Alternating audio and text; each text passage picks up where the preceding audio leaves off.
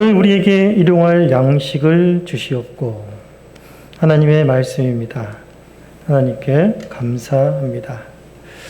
예수님께서는 기도를 가르치시면서 하나님을 아버지라 부르는 하나님의 백성들이 그것이 하나님을 아버지라 부를 수 있는 것이 얼마나 놀라운 사실이며 이제 그 아버지께 기도로 담대하게 언제든지 나아가 아뢰올 수 있으며 아뢰는 그 기도 가운데 응답받는 하나님과 교통하며 교제하는 그 복이 얼마나 놀라우신 것인가를 이 주님께서 가르쳐 주신 기도, 주기도문을 통하여서 가르쳐주고 계십니다.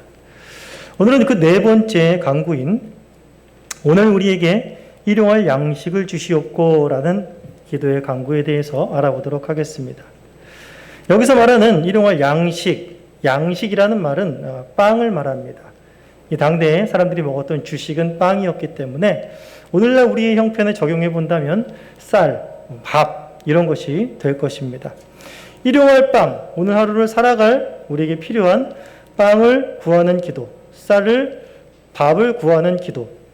이 기도는 사실상 상황으로 보면 오늘 하루를 살아갈 만한 쌀과 빵이 없는 어떻게 보면 빈민층, 가난한 자들에게는 굉장히 간절하고 절실하며 반드시 필요한 기도가 될 수 있습니다. 사실상 마태복음 우리가 20장만 보더라도 당시 유대에 예수님이 계셨을 때의 백성들의 형편을 알 수가 있는데 20장의 포도원 일꾼의 비유를 알 수가 있습니다. 예수님께서 매 시간대마다 밖에서 일하기를 원하는 자들을 데려다가 포도원에서 일을 시키고 값을 주시는 것을 알 수가 있는데 그것에서 보면 날이 다 지나도록 일자리를 못 구해서 하루벌이를 벌지 못해서 그렇게 근근히 살아가는 사람들의 모습을 볼 수가 있습니다. 단순한 비유가 아니라 당시의 사람들이 어떠한 삶을 살았는가라는 것을 잘 보여주고 있습니다. 이런 자들에게 하나님께 일용할 양식을 구하는 것은 너무나 절실하고 너무나 중요한 기도라고 할 수 있겠죠.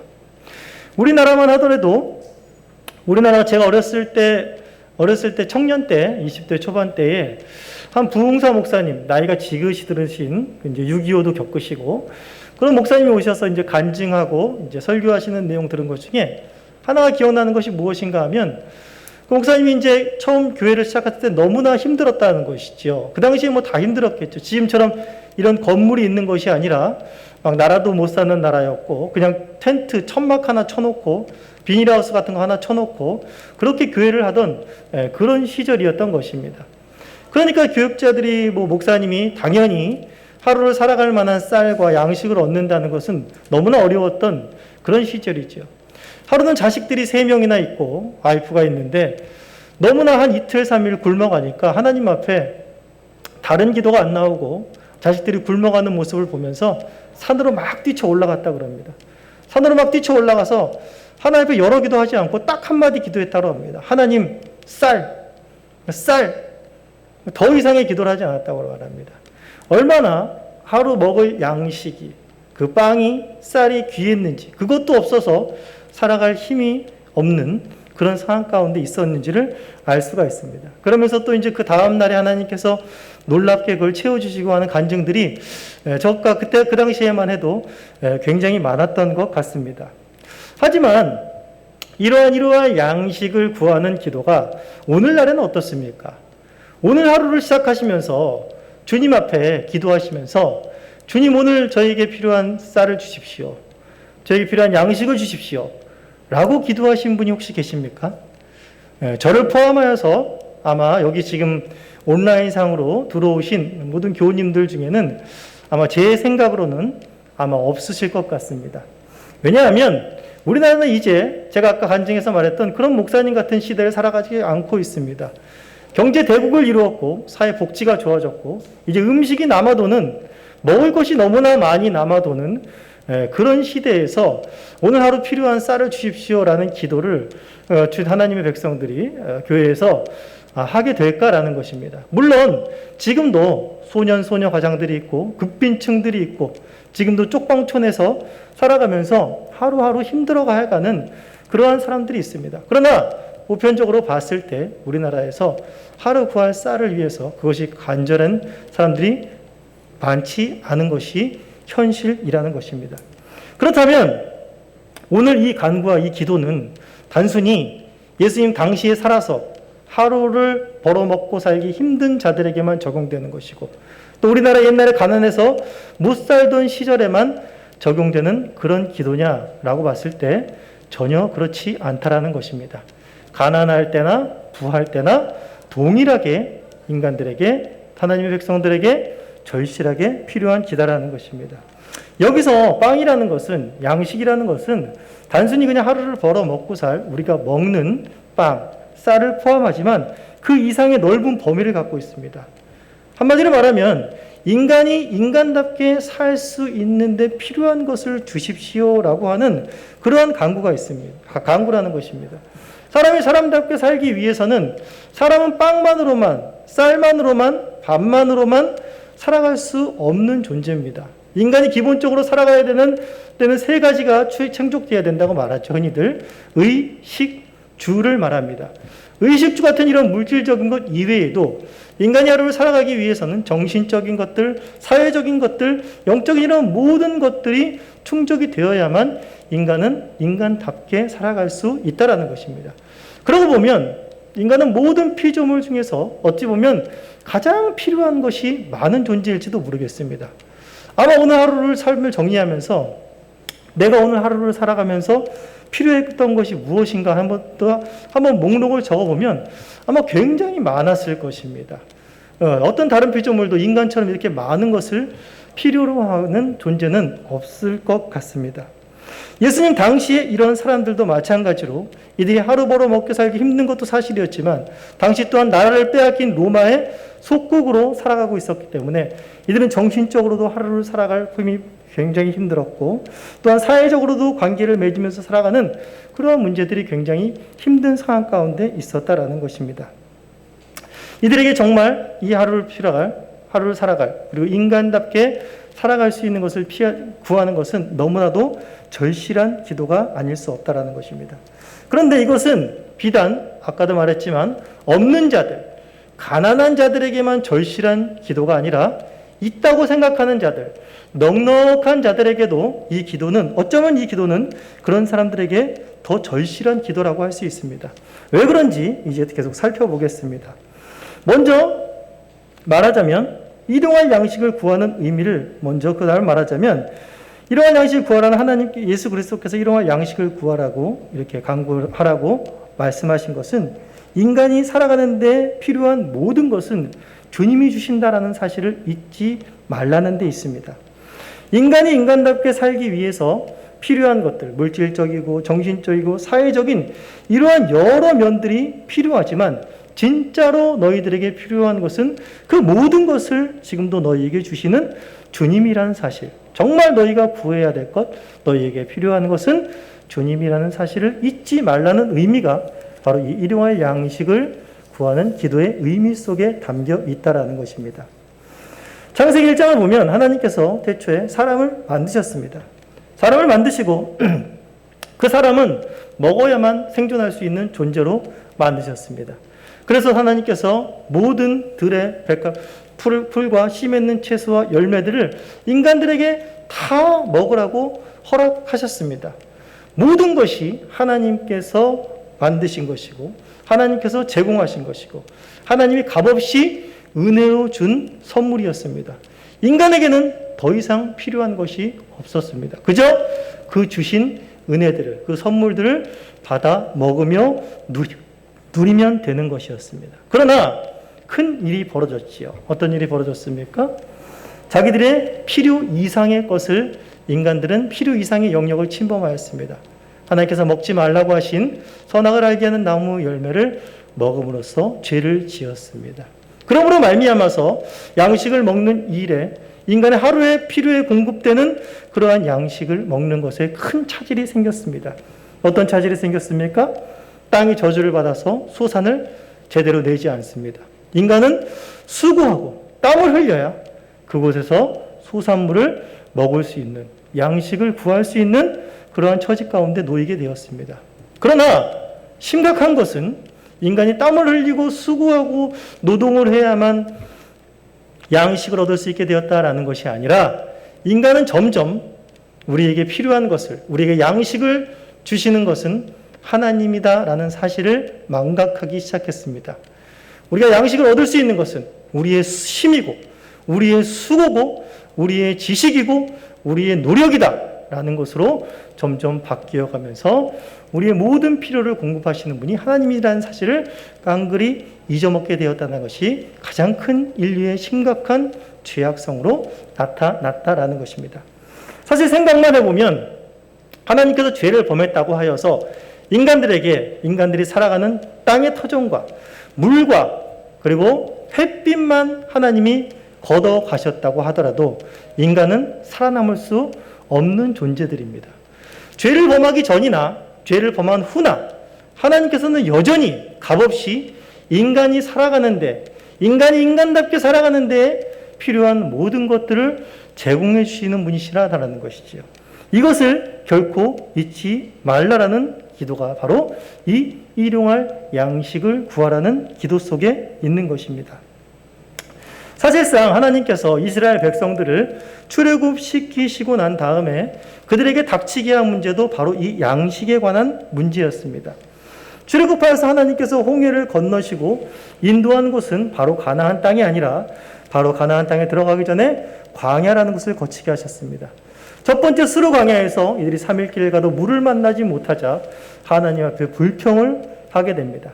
그리고 이들이 또 신광야에 머물러서 애굽에서 먹던 고기와 또한 거기서 먹던 것들에 대해서 거기서 먹던 떡들을 그리워하면서 우리가 차라리 죽었더라면 좋았을 것이다 라고 하면서 하나님을 원망하는 그러한 불평하는 그러한 모습들을 보게 됩니다.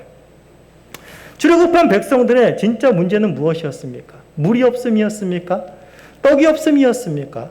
고기가 없음이었습니까? 물론 그것도 그들의 문제였겠지요. 그러나 이들이 잊은 것은 아주 중요한 것이었습니다. 바로 이들이 불평하기 바로 전에 홍해를 건너게 하시고 애굽의 그 사악한 군대들로부터 너희를 보호하신 너희의 구원자이시고 너희의 생명의 근원 되신 그 하나님을 잊어버렸다라는 것입니다.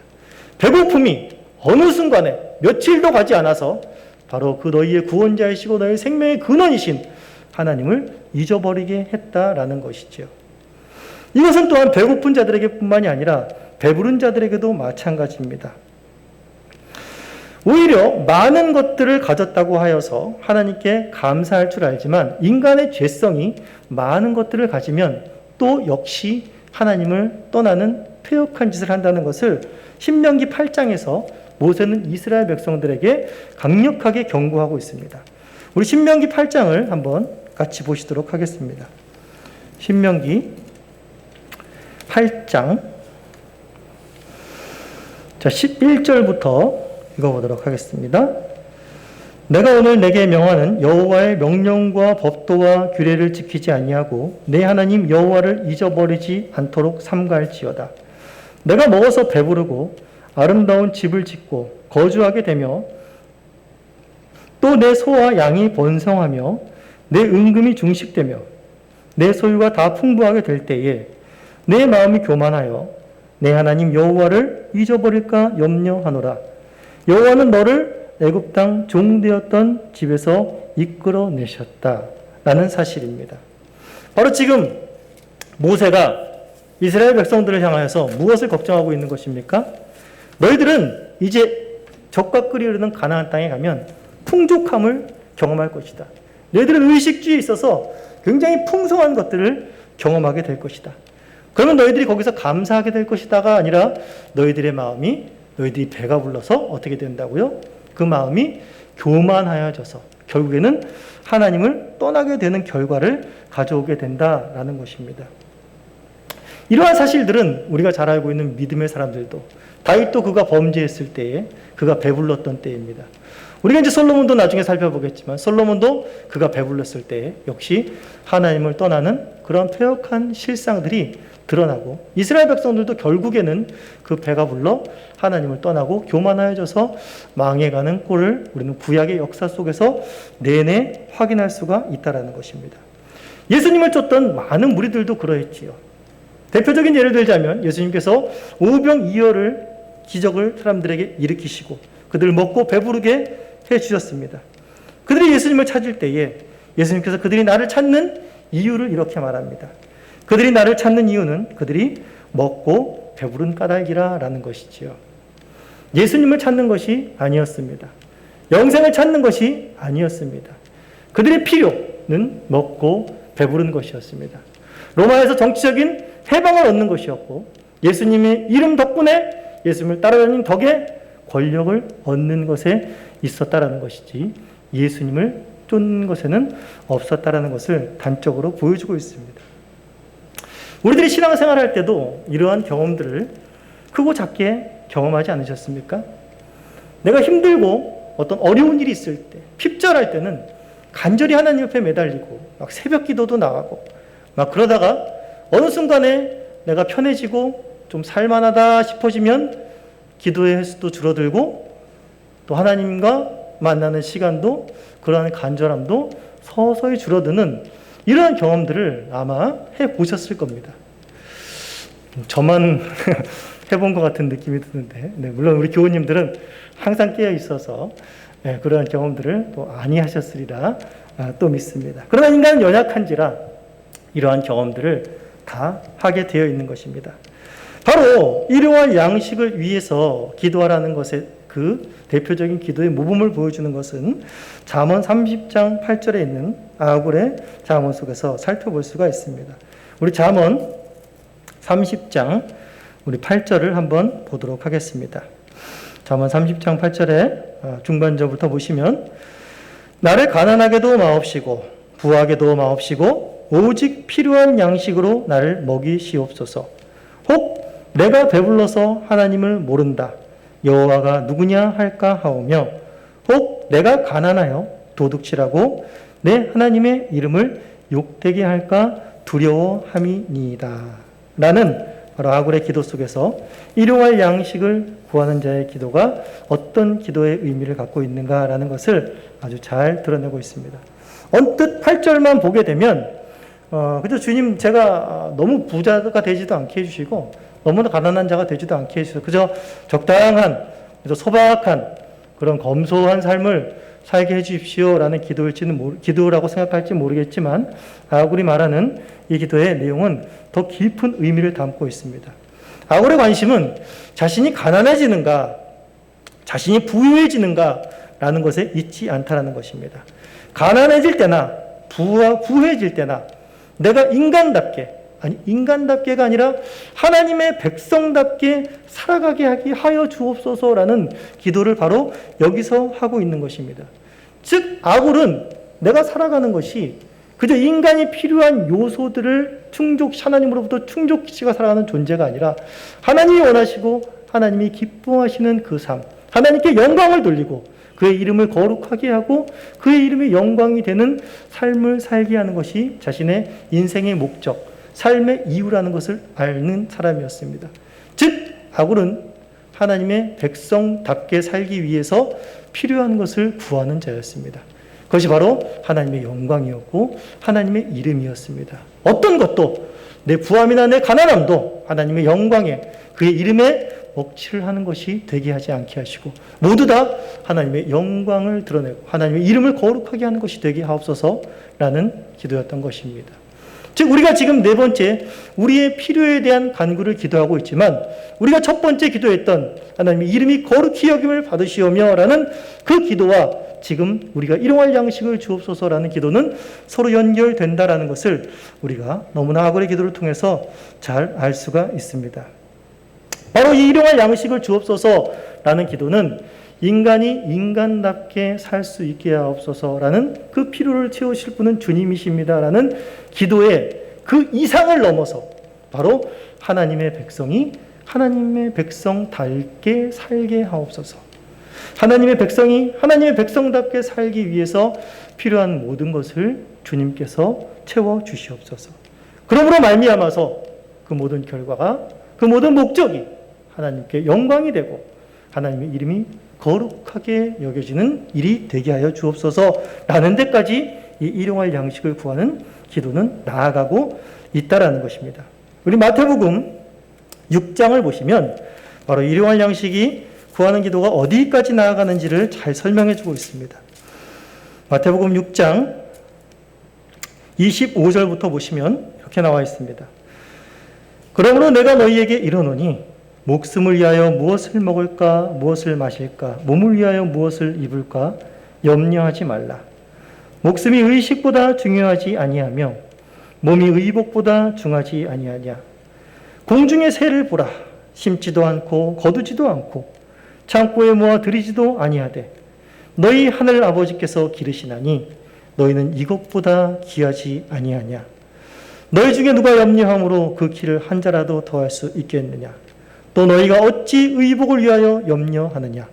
들의 백합화가 어떻게 자랐는가 생각하여 보라. 쓰고도 아니하고 길쌈도 아니하느니라. 그러나 내가 너희에게 말하노니 솔로몬의 모든 영광으로도 입은 것이 이 꽃 하나만 같이 못하였느니라. 오늘 있다가 내일 아궁이에 던져지는 들불도 하나님이 이렇게 입히시거든 하물며 너희일까 보냐. 믿음이 작은 자들아. 그러므로 염려하여 이르기를 무엇을 먹을까 무엇을 마실까 무엇을 입을까 하지 말라. 이는 다 이방인들이 구한 것이라. 너희 하늘 아버지께서 이 모든 것이 너희에게 있어야 할 줄을 아시느니라. 그런즉 너희는 먼저 그의 나라와 그의 의를 구하라. 그리하면 이 모든 것을 너희에게 더하시리라.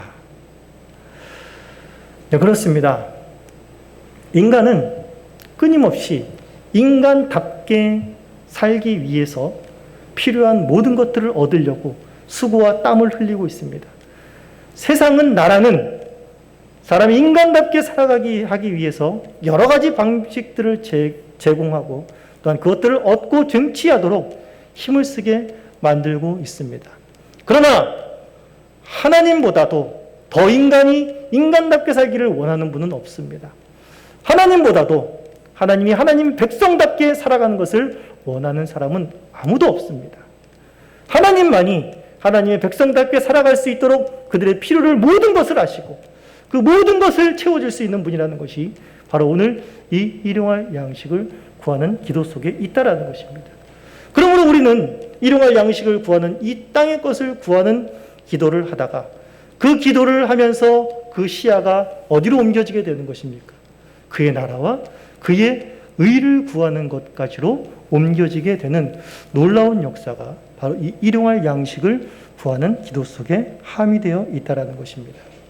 그의 나라와 그의 의를 구하는 자들이 경험할 수 있는 것은 무엇인가 하면 공중 나는 새를 보고 들의 백합화를 보듯이 하나님께서 하나님의 백성이 하나님 백성답게 살아갈 수 있도록 그의 백성이 거룩한 백성 되어가고 하나님 영상 회복할 수 있도록 그들을 밤이나 낮이나 쉬지 않고 먹이고 입히신다라는 것입니다.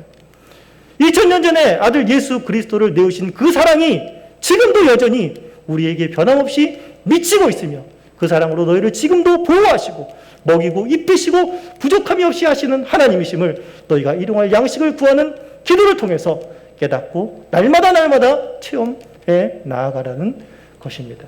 바로 오늘날 우리가 이 일용할 양식을 구하는 기도 속에서 바로 하나님께서 우리를 얼마나 변함없이 사랑하시는지 우리의 필요가 무엇인지를 하나님만이 알고 계심을 깨닫고 그 필요를 채우시는 하나님께 감사하고 그 하나님께 영광을 돌며 날마다 하나님과 함께 동행하시는 복된 삶을 사시는 저와 여러분들이 되기를 간절히 소원합니다.